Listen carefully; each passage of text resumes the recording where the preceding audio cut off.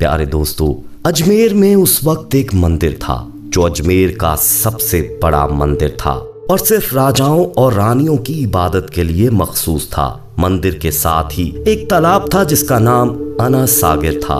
हिंदू इस तालाब के पानी को इंतहाई मुतबरक ख्याल करते थे। उनका अकीदा था कि जो इस तालाब में गुस्ल कर ले उसके सब गुनाह छड़ जाते हैं। कहते हैं दोस्तों, इस मंदिर में रात को इतने चिराग जलते थे कि सिर्फ एक ही रात 3.5 मन तेल इन चिरागों में इस्तेमाल होता था। इर्द गिर्द के कई देहात मंदिर के नाम थे, यानी इन देहात की आमदन मंदिर पर खर्च होती थी। मंदिर में हजारों मुलाजमीन थे जिनका काम आने वालों की रहनुमाई करना था कि कौन सा खुदा बेटे अता करने वाला है, कौन सा देवता सेहत और तंदुरुस्ती का मालिक है और किस मूर्ति की पूजा से दौलत मेहरबान होती है। दोस्तों, ख्वाजा गरीब नवाज रहमतुल्लाह अलैह इस मंदिर में तशरीफ ले गए और अना सागर से कुछ फासले पर चटाई बिछाकर अपने मुरीदों के हमरा बैठ गए। असर का वक्त तकरीबन हुआ ही चाहता था, लिहाजा आपने हजरत कुतुबुद्दीन रहमतुल्लाह अलैह से आजान देने का कहा। दोस्तों, कुफ्र और शिर्क के गढ़ अजमेर में अल्लाह की वहदानियत और हजरत मोहम्मद सल्लल्लाहु अलैहि वसल्लम की रिसालत का ये पहला ऐलान था। वो लोग इस्लाम से मुकम्मल तौर पर लाइल थे। चनाचे आजान की आवाज सुनकर वो हैरान हुए और अपने घरों से निकल आए। सब मुसाफिरों ने अना सागर के पानी से वुजू किया और नमाज पढ़ना शुरू किया। सब हिंदू हैरान रह गए कि सब भगवान तो अंदर हैं, तो ये लोग सहन में किस भगवान को सजदा कर रहे हैं। दोस्तों, जब शाम हुई तो राजा के ऊंट जो दिन में चरने के लिए गए हुए थे अपने चरवाहों के साथ वापस आने लगे। इत्तफाक से जहां हजरत ख्वाजा रहमतुल्लाह अलैह अपने साथियों के साथ बैठे थे, वो जगह राजा के ऊंटों के बैठने की थी। चरवाहों ने ख्वाजा साहब से कहा, उठो बाबा, ऊंटों के बैठने की जगह खाली करो।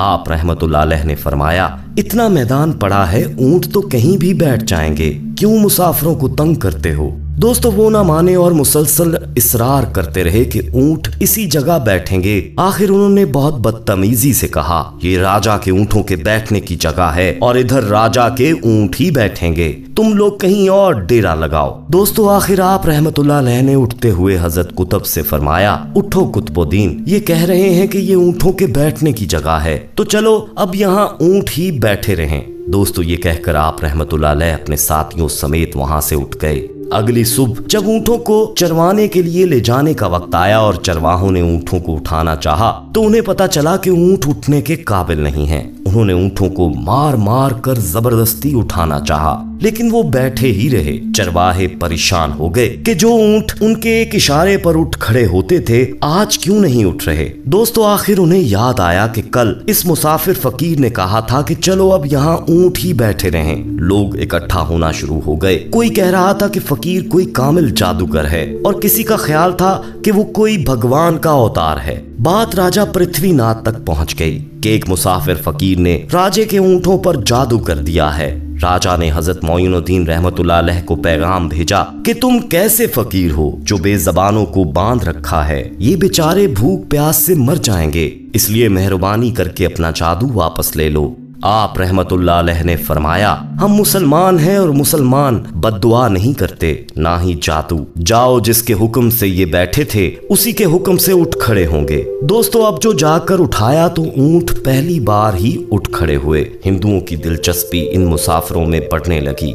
5 वक्त अजान होती और नमाज अदा की जाती। आखिर राजा तक ये बात पहुंच गई और इसको शिकायत की गई कि ये जो फकीर आए हैं सब मुसलमान हैं, 5 वक्त अजान देते हैं और हमारे पवित्र तालाब को हाथ मुंह धोकर भरिष्ट करते हैं और हमारे धर्म के खिलाफ बातें भी करते हैं। कहते हैं ये मूर्तियां पूजने के काबिल नहीं हैं, ये तो महज पत्थर हैं, इसलिए इन्हें यहाँ से उठाया जाए। दोस्तों, ये सुनकर राजा ने फकीरों को पैगाम भिजवाया कि तुम लोग मांस गोश्त खाते हो, हमारे धर्म के खिलाफ बोलते हो और तो और हमारे पाक तालाब को अपने हाथ डालकर नापाक करते हो, जो हम बर्दाश्त नहीं कर सकते, इसलिए तुम लोग यहाँ से चले जाओ। दोस्तों, आप रहमतुल्लाह अलैह ने फरमाया कि और भी तो इतनी दुनिया आती है, हमारे पानी ले लेने से कौन सा कोई कमी आ जाएगी। लेकिन वो कहने लगे कि वो सब हमारे अपने धर्म के लोग हैं और तुम दूसरे धर्म के हो। आइंदा तुम लोगों ने तालाब को नापाक किया तो हम सख्ती से पेश आएंगे। दोस्तों आप रहमतुल्लाह अलैह ने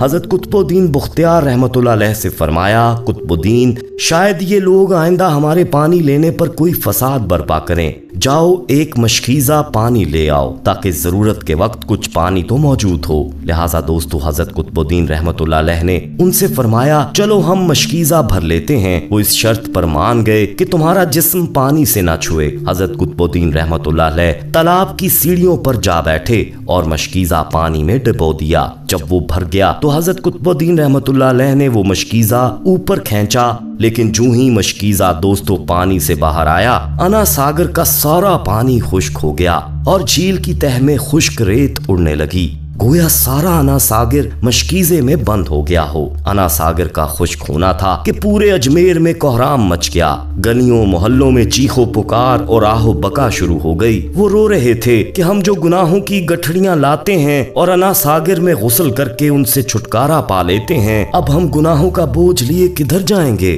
खैर दोस्तों सारे इलाके में खबर फैल गई कि मुसाफिर फकीर ने जादू के जोर से अना सागर को खुश्क कर दिया है। राजा इस नई सूरत हाल से बहुत परेशान हुआ। उसने अपने वजीरों को बुलाया। सबने यही कहा कि फकीर या तो जादूगर है या फिर वाकई कोई कामिल फकीर है। साथ ही उनकी परेशानी बढ़ गई कि अजमेर की रौनक तो थी ही अना सागर के दम से। इसी की वजह से लोग दूर दूर से अजमेर आते थे और अपना ईमान ताजा करके लौटते थे। अना सागर के खुश्क हो जाने से हिंदू धर्म को सख्त धचका लगेगा और यही तशवीशनाक बात थी। दोस्तों आखिर तय पाया कि फकीर से मुज़ाकरात किए जाएं। आखिर वो चाहता क्या है? अगर इसके मुतालबात माकूल होंगे तो तस्लीम कर लिए जाएं, या फिर सब मर्द औरतें और बच्चे जाकर फकीर की मिन्नत समाजत करें कि लोगों को परेशानी से निजात दिलाओ और हम पर करम करो। हम अपने पापों का बोझ उठाए किधर जाएं और कैसे सुकून पाएं। दोस्तों ये तजवीज ज्यादा आसान थी, लिहाजा तमाम लोग बाबा साहब रहमतुल्लाह अलैह के पास आए और बोले, बाबा तुम भी वुजू कर लिया करना, लेकिन भगवान के वास्ते हमारा अना सागर हमें लौटा दो।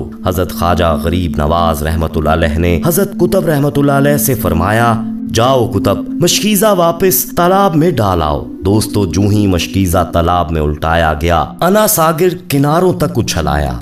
इस पानी ने कई दिलों को धो डाला। हिंदू कौम की अपनी तारीखी किताबों में भी हिंदू मूर्ख इस बात को तस्लीम करते हैं कि उस शाम 32,000 हिंदू कलमा पढ़कर हल्काए बागोशे इस्लाम हो गए। इन हिंदुओं के मुसलमान हो जाने से हिंदू पंडितों और आम हिंदुओं में भी गमो गुस्से का तूफान उठ खड़ा हुआ। वो सोच में पड़ गए कि फकीर अगर कुछ दिन मजीद इधर रह गया तो देवी देवताओं का तो नाम लेने वाला भी कोई ना रहेगा। दोस्तों लिहाजा लोगों ने राजा को मजबूर किया कि जल्द कुछ किया जाए। राजा ने मंदिर के बड़े पंडित रामदेव को बुलाया और उसे बाबा साहब रहमतुल्लाह अलैह से मुनाजरा रखकर जल्द अज जल्द उन्हें शिकस्त देने और अजमेर से बाहर निकाल देने का हुक्म दिया। रामदेव अपने वक्त का माना हुआ पंडित था, जिसकी इल्मी काबिलियत की दूर दूर तक धूम मची हुई थी। दरअसल पंडित शैतानी और जादुई ताकतों का मालिक था। उसने राजा को यकीन दिलाया कि जल्द ही राजा कोई अच्छी खबर सुनेगा। रामदेव बाबा साहब रहमतुल्लाह अलैह के पास आया और उल्टे सीधे सवालात करने शुरू कर दिए। हजरत ख्वाजा रहमतुल्लाह अलैह ने खामोशी इख्तियार किए रखी। दोस्तों जब रामदेव ने हद से बढ़कर शोर मचाना शुरू कर दिया तो हजरत ख्वाजा रहमतुल्लाह अलैह ने उसकी तरफ आंख उठाई और मुस्कुरा कर फरमाया,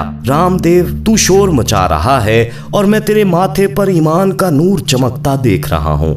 दोस्तों इस बात पर रामदेव और गुस्से हो गया कि तुम जो भी देखो, लेकिन हमारे देवी देवताओं को मैं मानना कैसे बंद कर सकता हूँ, और तुम कौन सा ईमान मेरे माथे पर देख रहे हो। जिस पर ख्वाजा गरीब नवाज रहमतुल्लाह अलैह ने रामदेव को बोला कि अपने पीछे मंदिर की तरफ देखो। दोस्तों कहते हैं कि जैसे ही रामदेव ने पीछे मुड़कर मंदिर की जानिब देखा तो एक अजीब मंजर उसके सामने था। पूरे का पूरा मंदिर भगवान समेत हवा में उठ खड़ा हुआ था, हवा में झूल रहा था। दोस्तों ये मंजर देखा और उसने फिर बाबा जी की आंखों में देखा। इस निगाह और लहजे में जाने क्या जादू था कि रामदेव कदमों पर गिरा और रोते हुए बोला, बाबा जिस धर्म के तुम हो उसी धर्म में मुझे भी शामिल कर लो। दोस्तों सब लोग जो मुनाजरा देखने आए थे इस काया पलट पर शश्तर थे और रामदेव जो बाबा को शिकस्त देने आया था खुद मफ्तू हो चुका था। तारीख की किताबें भरी पड़ी हैं कि हजरत ख्वाजा अजमेर रहमतुल्लाह अलैह वो वाहिद बुजुर्ग हैं जिन्होंने 90 लाख हिंदुओं को मुसलमान किया। दोस्तों सदियां बीत गईं मगर सुल्तान उल हिंद गरीब नवाज हजरत ख्वाजा मोइनुद्दीन चिश्ती अजमेरी रहमतुल्लाह अलैह का मजार जो वाक़या अजमेर शरीफ राजस्थान इंडिया में है आज भी मरजाए खलाए के आम है, जहां बिला तफरीक रंगो नस्ल और मजहब के अकीदतमंदों का जम्मे गफीर हाजिरी देने पहुंचता है। प्यारे दोस्तों, उम्मीद करते हैं आज की हमारी ये वीडियो आपको पसंद आई होगी। पसंद आने की सूरत में इसे ज्यादा से ज्यादा लाइक कीजिएगा, दोस्तों में शेयर कीजिएगा और जाते जाते एक बार फिर कंफर्म कर लीजिएगा कि आपने हमारा चैनल मुअज़्ज़ा टीवी ऑफिशियल सब्सक्राइब कर रखा है। नहीं किया तो फौरी सब्सक्राइब करते हुए बेल आइकन को क्लिक कर दीजिएगा ताकि हमारी आने वाली मजीद वीडियोस का नोटिफिकेशन बर वक्त आपको मौसूल होता रहे। अपना बहुत ख्याल रखिएगा और उनका भी जिनका कोई ख्याल नहीं रखता। आने वाली वीडियो में दोबारा आपसे मुलाकात होगी, तब तक के लिए अल्लाह निगहबान।